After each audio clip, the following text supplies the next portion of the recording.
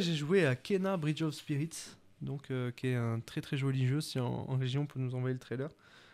Il faut vraiment comprendre à quoi ressemble le jeu. En fait, ça ressemble à un Pixar, tout simplement, hein. C'est une animation qui est très très proche de Pixar. C'est un gameplay d'aventure, c'est un jeu d'action-aventure en semi-open world, dans des niveaux de temps en temps. Il y a un hub central, un village, dans lequel on peut se balader un peu. Donc vous voyez ces petites créatures là, c'est des petites créatures qui nous aident pendant le voyage. On incarne du coup Kena, qui est une jeune guide spirituelle qui libère des esprits tourmentés après la mort et qui les aide à devenir des esprits apaisés. Et c'est fait du coup par Ember Lab et c'est très très chouette. C'est un petit univers qui va sans doute vivre un petit peu plus tard. Eux, ils avaient dit qu'après la sortie du jeu, que peut-être ils allaient en faire un film. Ils savaient pas trop. Bah, le jeu est assez chouette. Comme vous pouvez le voir graphiquement, c'est vraiment une sacrée claque. C'est sorti il y a peut-être 2 ou 3 ans, quelque chose comme ça. Mais c'est top, ça tourne. C'est sorti sur PlayStation et sur PC.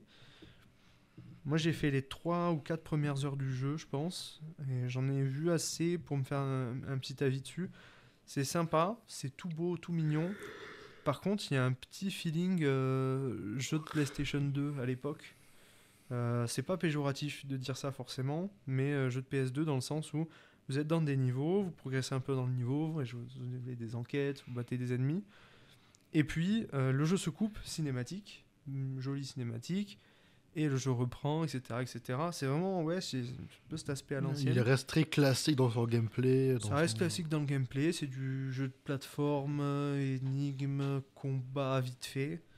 Et le seul petit défaut que je peux y trouver, c'est que pour l'instant, mais après je suis au début du jeu, donc peut-être que c'est que pour l'instant, le personnage de Kena, je la trouve un peu lourde à manipuler, à déplacer, tout ça. Elle est un peu lente, elle est, je sais pas comment dire, ça manque un peu de fluidité dans ses mouvements. De dynamisme, peut-être. De dynamisme, ouais. Après, Link, tu vois, dans Zelda, n'est pas forcément hyper Oui, dynamique, mais dans ses mouvements, tu vois, mais ça c'est reste quand assez même. fluide, Tu sais, tu quand vois. il va tirer un arc, tu vois Voilà. vraiment que. Il Ah tire oui, l'arc ouais. rapidement. Mm. Quand il va donner des attaques, des esquives, tu vois qu'il y a un dynamisme dans ses mouvements, tu vois.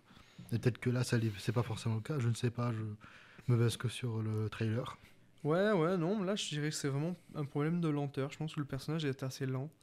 Mais après, ça, ouais, le jeu est assez contemplatif et ça marche bien. Voilà. Pour l'instant, c'est ça. Je vais continuer évidemment d'y jouer. En fait, je pense que cette impression de lenteur, elle est peut-être un peu faussée parce que j'ai pas toutes les améliorations du personnage, j'ai pas tout débloqué. Donc je pense que c'est ça. Et une fois que le personnage s'est entièrement débloqué, je pense que c'est un peu plus agréable à prendre en main quand même. Comme beaucoup de jeux. Comme beaucoup de jeux, oui. Si vous jouez à Spider-Man PS4 au début et à la fin, c'est pas du tout le même Mm. Spider-Man que vous avez.